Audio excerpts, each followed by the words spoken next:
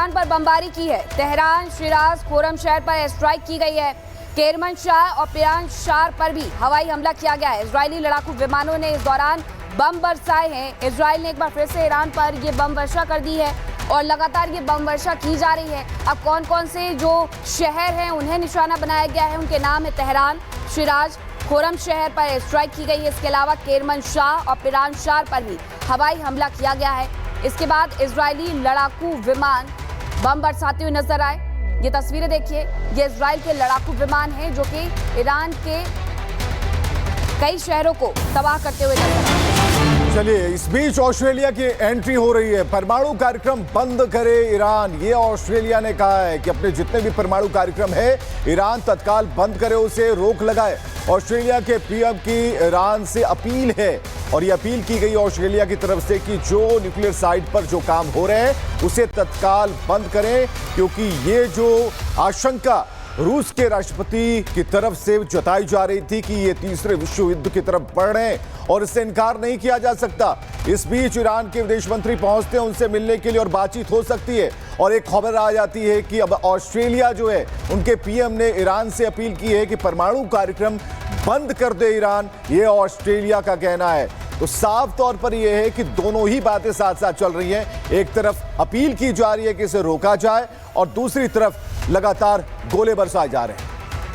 वहीं 22 जून की सुबह अमेरिका ने ईरान पर जबरदस्त सैन्य हमला किया। लक्ष्य बने ईरान के परमाणु ठिकाने और आसमान से तबाही की आग बरसी। और इस अमेरिकी हमले के बाद ईरान में हड़कंप मच गया। तबाही इतनी भीषण हुई कि ईरान अब तक इसका आकलन नहीं कर पाया है। रिपोर्ट देखिए।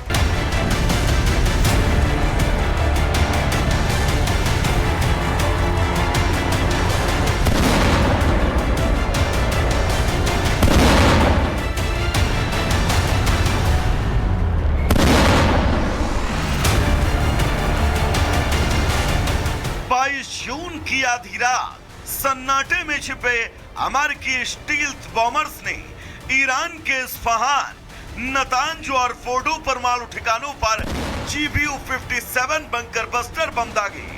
सबमरीन से लॉन्च हुई टॉमहॉक मिसाइलें भी निशाने पर लगी और सिर्फ 30 मिनट में ही तीनों टारगेट तहस नहस हो गए। दावा किया जा रहा है कि अमेरिका के इस हमले ने ईरान को नुकसान पहुंचाया है। फोर्डो लॉन्च पैड के पहाड़ी रिम पर कई क्रेटर और ब्लॉकेज देखे गए। इस्फहान में कम से कम 1 दर्जन इमारतें धराशायी हुई और नतांज में सतह के ऊपर मकानों समेत रसद केंद्रों पर भी गहरा असर हुआ। अमेरिकी हमले के बाद ईरान के इस्फहान न्यूक्लियर साइट की तस्वीर भी सामने आई। तस्वीरों में साफ देखा जा सकता है कि अमेरिकी हमले से न्यूक्लियर साइट को क्षति हुई है। पहली तस्वीर 16 जून की है, जब इस्फहान न्यूक्लियर साइट पर हमला नहीं हुआ था।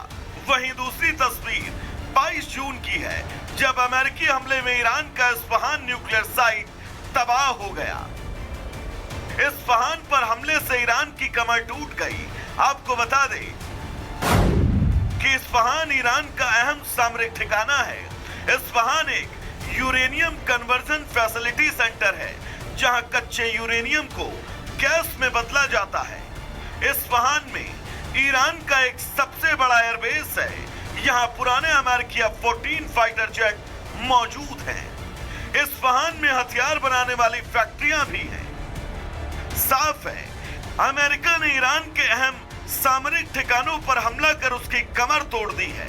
तस्वीरें जहां साफ बता रही हैं कि इस्फहान में तबाही हुई है, वहीं ईरान ने दावा किया कि उसे मामूली नुकसान हुआ है। वहीं अमेरिका का दावा है कि ईरान के परमाणु कार्यक्रम को इस हमले से झटका लगा है। ईरान के परमाणु ठिकानों पर हुए हमले के बाद अंतर्राष्ट्रीय परमाणु संगठन के प्रमुख ने एक आपात बैठक बुलाई। इस बैठक में अमेरिकी हमले के बाद रेडिएशन के संभावित खतरों पर चर्चा होगी। ईरान के परमाणु ठिकानों पर अमेरिका द्वारा किए गए हमले से हलचल बढ़ गई है। ईरान सहित दुनिया के कई देशों ने अमेरिका के इस हमले की निंदा की। ईरान के राष्ट्रपति ने कहा कि अमेरिका को उसकी आक्रामकता का जवाब मिलना चाहिए। राष्ट्रपति के बयान से साफ है कि ईरान अभी शांत नहीं बैठने वाला। अब बड़ा सवाल ये कि ईरान कब और कैसे जवाब देगा। क्या ये हमला मध्य पूर्व में एक नए युद्ध की शुरुआत है? क्या वैश्विक बाजार, तेल आपूर्ति और डिप्लोमेसी पर भी असर पड़ेगा? आने वाले 48 घंटे अब बेहद निर्णायक होंगे। Bureau report, Republic Bharat.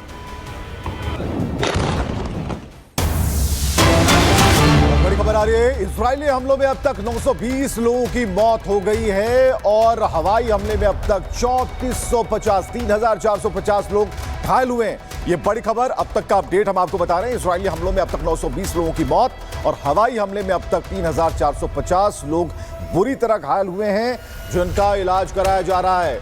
तो इस वक्त सबसे बड़ी खबर वो आंकड़े आ चुके हैं कि अब तक कितना नुकसान हुआ है। नुकसान ये है कि 920 लोगों की मौत हुई है और हवाई हमले में अभी 3,500 लोग लगभग घायल हुए हैं।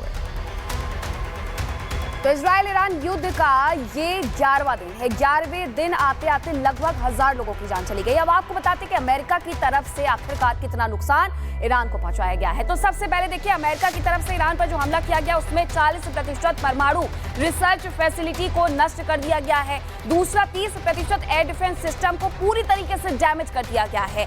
20% सैन्य बेस को तबाह कर दिया गया है। ये अमेरिका ने जब ईरान पर हमला बोला है तब ये इतना नुकसान हुआ है। उसके बाद 10% नागरिक इंफ्रास्ट्रक्चर भी इस दौरान प्रभावित हुआ है।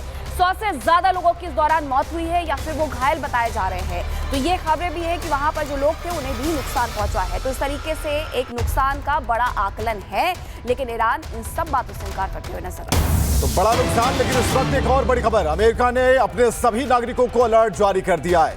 विश्व में कहीं भी मौजूद अमेरिकी सतर्क हो जाएं। ईरान पर हमले के बाद अमेरिकी ग्लोबल एडवाइजरी जारी कर दी गई है और ईरान ने अमेरिकी बेस पर हमले की चेतावनी दी है, धमकी दी है। और उसके बाद यूएस की तरफ से यह एडवाइजरी जारी किया गया कि विश्व में कहीं भी जो अमेरिकी हैं वो सतर्क हो जाएं। ईरान पर हमले के बाद अमेरिकी ग्लोबल एडवाइजरी जारी की गई है। कर्नल शैलेंद्र हमारे साथ मौजूद है, लगातार स्वागत करना चाहूंगा। जय हिंद सर। लेकिन ये जो एडवाइजरी है इस पर हम बात जरूर करते हैं आपसे कि आखिर अब जो ईरान की तरफ से धमकी दी जा रही है और ये कहा जा रहा है कि आपने जो हमला किया अब आप हमारे निशाने पर हैं। जय हिंद, नमस्कार। देखिए, जहां तक एडवाइजरी का और ईरान के पलटवार का, सो कॉल्ड पलटवार का, ईरान के पास कैपेबिलिटी पलटवार की यूएस के लैंड पर नहीं है। वो वहां तक नहीं पहुंच पाएगा। ये यूएस भी समझता है, ईरान भी समझता है। यूएस की और ईरान की दोनों की कैलकुलेशन एक एनालिसिस के तौर पर आप और अगर हम देखें तो वो कहाँ जा सकता है। वो दुनिया में सबसे पहले जो सबसे नज़दीक जगह है, मिडल ईस्ट के जो बेसिस हैं जहाँ पर उनके फौजी लोग भी हैं, उनके सिविलियन लोग भी हैं, वहाँ जा सकता है। एक बहुत बड़ा बेस है उनका यूएई में, अल बदर वाला, जहाँ पर 10 स्क्वाड्रन के, मतलब एक पूरी सिटी समझ लीजिए, 10 एयरक्राफ्ट स्क्वाड्रन कहीं पर अगर आ जाते हैं तो उस बेस की लंबाई चौड़ाई सोचिए कितनी होती होगी। ज़्यादा बड़ी बात यह भी है कि इराक उसके बिल्कुल साथ में, वहाँ पर भी बेस है। मतलब दसियों ऐसे बेस मिल जाएंगे जो आसानी से पहुँचे जा सकते हैं, क्योंकि जब तक आप पहुँचोगे नहीं अटैक कैसे करोगे। एक दूसरा ऑप्शन क्या है कि किसी भी तरह का कोई भी जहाज अगर यूएस का फ्लैग लगाकर चल रहा है, मतलब शिप जो चल रहा है, आप उसके ऊपर हुतीज के थ्रू अटैक करा दो और बाद में आप ये बोल लो कि ये मैंने नहीं किया है, ये हुतीज ने मेरे सपोर्ट में किया है। तो एक वर्ल्ड में एक्सक्यूज बन जाएगा कि देखिए जी ईरान ने कुछ नहीं किया,